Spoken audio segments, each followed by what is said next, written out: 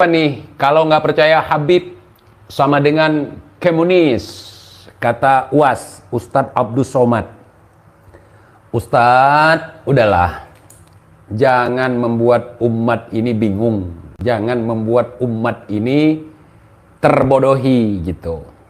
Umat itu mendapatkan pencerahan dari antum biar cerdas. Jadi misalnya begini, Al-Ustadz, ada Habib mengatakan bahwa Sayyid itu merupakan zuriyah Nabi dari kalangan Syiah. Gelarnya Sayyid. Nah, yang ngomong Habib, Al-Habib Umar, Al-Habib Asli Umar Asghaf, Lampung. Kata beliau, qala Habib Umar Asghaf, bahwasanya Sayyid itu merupakan gelar untuk keturunan Nabi Syiah. Kemudian Syekh itu merupakan gelar untuk keturunan Nabi yang dari Wahabi. Nah, kalau dari Ahlus Sunnah wal Jamaah, zuriyah Nabi gelarnya apa? Habib katanya. Saya nggak percaya itu. Apakah saya ini seorang komunis? Taruhlah saya ateis yang katanya nggak percaya dengan Tuhan. Kalau nggak percaya Tuhan, itu ateis. Komunis juga begitu. Kalau misalnya saya nggak percaya Habib sama dengan nggak percaya Tuhan, kan nggak mungkin. Habib kan bukan Tuhan, Nabi aja bukan, wong cucu aja belum jelas. Kalau misalnya ada Habib yang ngomong di Tarim itu semua orang Tarim itu adalah wali. Nah, saya nggak percaya. Saya nggak percaya, nggak semudah itu mendapatkan kedudukan sebagai waliullah, saudara. Nah, kemudian di Tarim itu jalanannya tidak diaspal, karena di Tarim itu untuk menghormati jejak telapak kaki para wali. Saya nggak percaya, karena memang benar kenyataannya di Tarim itu diaspal, saudara. Saya nggak percaya. Misalnya Habib Abdus Somad mengatakan bahwa di Tarim itu tidak diaspal. Di Tarim Azal Maut tidak diaspal dikarenakan bekas telapak kaki para wali agar jangan tertutup. Sementara kenyataannya di Tarim kenyataannya itu diaspal jalannya. Jadi kalaupun ada 100.000 ulama yang mengatakan di Tarim itu tidak diaspal, saya nggak percaya. Kenapa saya nggak percaya? Karena kenyataan yang saya lihat dari postingan-postingan teman-teman yang ada di kota Tarim, ternyata Tarim itu jalanannya diaspal. Nah, di situ saya tidak percaya, walaupun yang ngomongnya ulama. Kenapa? Omongannya bertentangan dengan kebenaran, dengan kenyataan, dengan fakta. Nah, dari mana dia tahu? Dia tahunya dari kitab. Masalah dia mengimani kitab yang mengatakan seperti itu, sementara apa yang ditulis di dalam kitab itu tidak sesuai dari kenyataan, saya tidak ikut kitabnya. Gitu, saudara. Kitab itu bukan Al-Quran. Kitab-kitab karangan manusia itu bukan Al-Quran.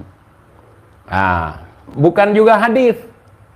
Kalau kami di Aceh ini, yang ditanamkan ke dalam hati kami bahwa yang tidak bisa diubah, ditambah, dikurang, itu Al-Quran dan juga hadis. Kalau udah ditambah udah palsu, dikurang juga palsu. Jadi begitu, saudara. Jadi ada yang mengatakan bahwa yang tidak percaya Habib itu merupakan komunis, saudara. Saya nggak percaya. Nah, toh Habibnya sendiri ada yang komunis. Sejarah Yaman Selatan, satu-satunya negara komunis di Timur Tengah. Yaman Selatan atau Republik Demokratik Rakyat Yaman yang merdeka dari penjajahan Inggris pada 30 November 1967 merupakan satu-satunya negara berhaluan komunis di kawasan Timur Tengah dan dunia Arab dengan dukungan penuh dari Uni Soviet. Kejayaan negara komunis ini berakhir pada 22 Mei 1990 ketika akhirnya Yaman Selatan bersatu dengan Yaman Utara membentuk Republik Yaman setelah mengalami berbagai konflik perbatasan, dan penemuan cadangan minyak hal ini mendorong kedua negara tersebut untuk melakukan unifikasi demi kemakmuran bersama. Tokoh-tokoh Ba'alwi dalam Partai Komunis Yaman. Pertama, Abdurrahman As-Seggaf. Abdurrahman As-Seggaf adalah salah satu tokoh intelektual komunis yang berpengaruh dalam Partai Sosialis Yaman atau YSP di Yaman Selatan. Ia dikenal sebagai pemikir ideologis yang membantu membentuk doktrin sosialis partai, mendorong revolusi melawan kolonialisme dan feodalisme. Sebagai seorang teoretikus, Abdurrahman As-Seggaf berperan dalam merumuskan kebijakan ekonomi dan pendidikan berbasis sosialis. Meski tidak selalu berada di garis depan kekuasaan, pemikirannya banyak memengaruhi kebijakan partai selama era pemerintahan Marxis-Leninis di Yaman Selatan. Kedua, Haidar Abu Bakar Al-Attas. Haidar Abu Bakar Al-Attas adalah salah satu tokoh utama dalam Partai Sosialis Yaman yang memimpin Yaman Selatan dengan paham Marxis-Leninis. Ia menjabat sebagai Perdana Menteri pada tahun 1985 sampai dengan 1986 dan kemudian menjadi presiden pada tahun 1986 sampai 1990, memainkan peran kunci dalam menerapkan kebijakan sosialis dan menjaga stabilitas politik di tengah perpecahan internal partai. Sebagai politisi pragmatis, Haidar Al-Attas berusaha menyeimbangkan hubungan dengan Uni Soviet sekaligus membuka dialog dengan Yaman Utara. Kepemimpinannya berakhir setelah reunifikasi Yaman pada 1990, di mana ia sempat menjadi Perdana Menteri dalam pemerintahan bersatu sebelum akhirnya tersingkir dari kekuasaan. Meski tidak seideologis tokoh lain, ia diingat sebagai figur yang membawa Yaman Selatan melalui masa transisi penuh gejolak. Abdurrahman As-Seggaf dan Haidar Abu Bakar Al-Attas adalah tokoh penting dalam Partai Komunis Yaman Selatan, di mana As-Seggaf dikenal sebagai pemikir ideologis yang memperkuat fondasi ideologi Marxis partai, sementara Haidar Al-Attas memainkan peran kunci sebagai pelaksana kebijakan dan pemimpin pemerintahan saat partai berkuasa. Keduanya dianggap sebagai pilar revolusi sosialis di Yaman Selatan, meski akhirnya pengaruhnya memudar setelah reunifikasi Yaman pada 1990. Ketiga, Habib Abdurrahman bin Ali bin Muhammad bin Alwi Al-Jufri. Habib Abdurrahman bin Ali bin Muhammad bin Alwi Al-Jufri adalah seorang tokoh penting dalam pemerintahan Yaman Selatan yang menganut ideologi komunis, di mana ia menjabat sebagai wakil presiden pada masa sebelum penyatuan Yaman. Meskipun berasal dari keluarga Ba'alwi yang religius, ia memilih jalur politik sekuler demi membangun stabilitas dan pemerataan sosial di wilayah yang saat itu sedang bergejolak. Perannya menandai keterlibatan kalangan habaib dalam dinamika politik komunis yang tak selalu identik dengan dakwah keagamaan. Ia adalah ayah dari Syekh Ali Al-Jufri, ulama asal Uni Emirat Arab yang dikenal. Hubungan keduanya memperlihatkan kontras yang unik antara dunia politik ayahnya yang keras dan jalan spiritual anaknya yang damai. Masa ada Habib nggak percaya Habib? Kan nggak mungkin. Mana TJ Habib? DNID itu bukan Habib, nggak diakui oleh Rabitoh. Oh, karena dia PKI. Oke. Musuh Al-Munawwar. Oh, itu bukan Habib TJ, kan tidak diakui oleh Rabitoh. Nah, nggak apa-apa juga. Fakhrul Barakbah, Sofyan Barakbah yang di Kalimantan itu nggak diakui oleh Rabitoh juga. Ya salam, saudara. Terus kalau di Tarim itu, selama kami di Tarim, kata Habib nih, Munib menantunya Unyil. Selama kami di Tarim itu, kami tidak pernah melihat wajah perempuan. Kami tidak pernah melihat aurat perempuan, saudara. Kata dia,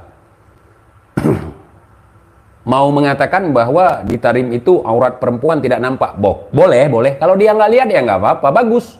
Ngapain coba kita jauh-jauh ke Tarim cuman buat lihat aurat perempuan? Cuman kalau dibanding-bandingkan dengan Indonesia, jangan.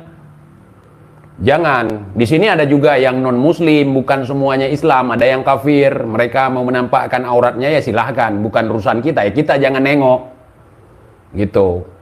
Tapi kalau saya nengok, apakah saya salah? Enggak. Lah TJ ente sesat mengatakan bahwa melihat aurat perempuan itu tidak berdosa. Enggak, saya enggak mengatakan tidak berdosa. Tapi kalau sekali lihat, jangan pejam matamu. Enggak apa-apa. Sedekah itu. Nah, pas saya lihat perempuan itu lagi buka celana, saya nggak berkedip. Saya tompang lagi pakai korek kayu itu. Nah, nggak apa-apa itu. Tapi kalau udah berkedip, itu dosa. Makanya saya kalau ngelihat perempuan cantik ini itu segala macam itu nggak berkedip. Nah, kalau nggak berkedip ya nggak dosa. Bahkan trik supaya tidak berkedip, pas lihat, jangan pakai wow. Biasanya orang pakai wow. Wow, berkedip itu. Saking semakin mulutnya lebar, semakin matanya melotot, saudara. Gitu. Jadi kalau nggak percaya Habib sama dengan komunis, saya nggak percaya. Kalau nggak percaya adanya Tuhan, adanya Allah, adanya yang Maha Pencipta, itu komunis. Boleh jadi. Itu ateis, pasti. Masa Habib disetarakan dengan Tuhan? Kan nggak masuk akal itu, Ustadz Somad.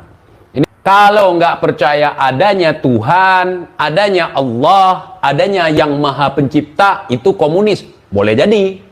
Itu ateis, pasti. Masa Habib disetarakan dengan Tuhan? Kan nggak masuk akal itu, Ustadz Somad. Ini mohon maaf, ya. Ini kita berlogika aja. Ustadz Somad mengatakan di Tarim itu tidak diaspal jalannya karena jejak para wali. Terus, ini taruhlah betul seperti Ustadz Abdul Somad bilang. Terus di Arab, jejak para nabi, jejak Nabi Ibrahim, jejak Nabi Ismail, itu bekas telapak kaki Nabi Ismail, juga di semen.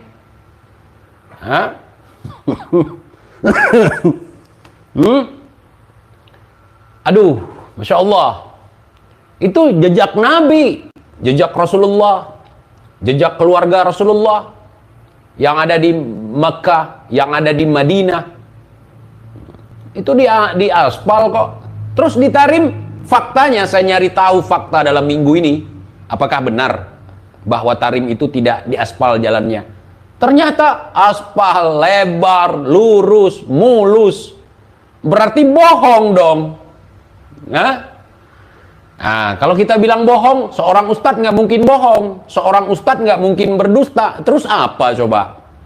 Kalau dia mengatakan sesuatu yang tidak sesuai dengan fakta, apa coba?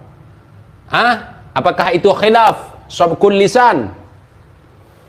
Saya sekarang apa yang diomongkan saya cari tahu. Cuman Fagil Muqaddam tidak ada videonya. Fagil Muqaddam yang Mi'raj bersama seekor kambing. Itu ada di kitabnya. Saya undang orang yang mengerti kitab, yang tahu kitabnya. Kita undang. Ya. Kalau kita ngomong sesuatu yang tidak sesuai fakta, kemudian dibantah oleh orang lain, bukan orang lain itu yang disebut tukang fitnah, saudara. Misalnya gini, kita mengatakan bahwa di Tarim itu tidak diaspal karena mereka sangat menghormati adanya bekas telapak kaki wali, makanya jalanannya tidak diaspal. Yang ngomong seperti itu tidak sesuai dengan faktanya, dialah tukang fitnahnya. Seolah-olah Tarim itu miskin sekali, sampai untuk aspal jalan pun tidak punya budget.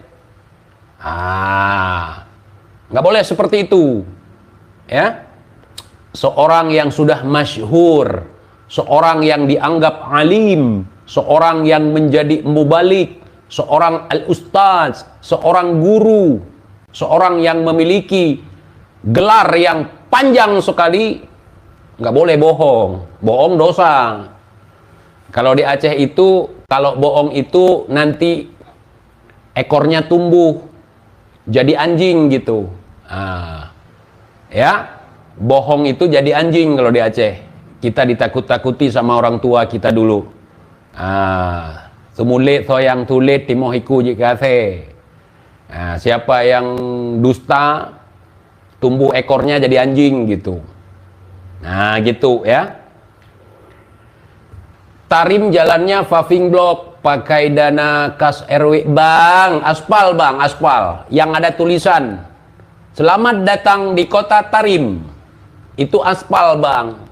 Aspal. Ada les jalannya lagi. Aspal. Ada yang bilang kalau nggak percaya kepada Habib, kepada Habaib, sama dengan komunis, sama dengan ateis. Saya nggak. Selama saya bersyahadah 2 kalimah syahadah, yang saya yakini, yang saya saksikan, yang saya ikrar, saya belum komunis, belum ateis, saudara. Perkara orang mau ngomong saya ini ateis, komunis, kafir, syiah, wahabi, apapun lah, terserah kalian. Tapi tidak akan mengubah, tidak akan membatalkan syahadah saya. Saya nggak percaya dengan omongan si Bahar. Dan kalaupun saya percaya omongan dia, berarti saya bodoh. Kalau saya nggak percaya, saya nggak akan kafir, nggak akan membatalkan syahadat saya. Contoh nih, bagaimana kita mau percaya, Ustadz? Si Bahar itu menyebutkan dia keturunan ke-29 dari Rasulullah Shallallahu Alaihi Wasallam. Kemudian bapaknya 34. Berarti bapak dia manggil dia kan Datuk. Terus dia ralat, bukan 28, tapi 38. Bapaknya 33, berarti dia 34. Bagaimana kita mau percaya? Wong dia sendiri pun tidak jelas. Faham ya? Terus ada yang mengatakan Rasulullah meninggalkan 2 pusaka, yakni Al-Quran dan Al-Habib. Al-Quran, kalaupun ente ikut kepada Al-Quran, sedangkan ente tidak percaya kepada Habaib, maka ente sesat. Bagaimana ceritanya?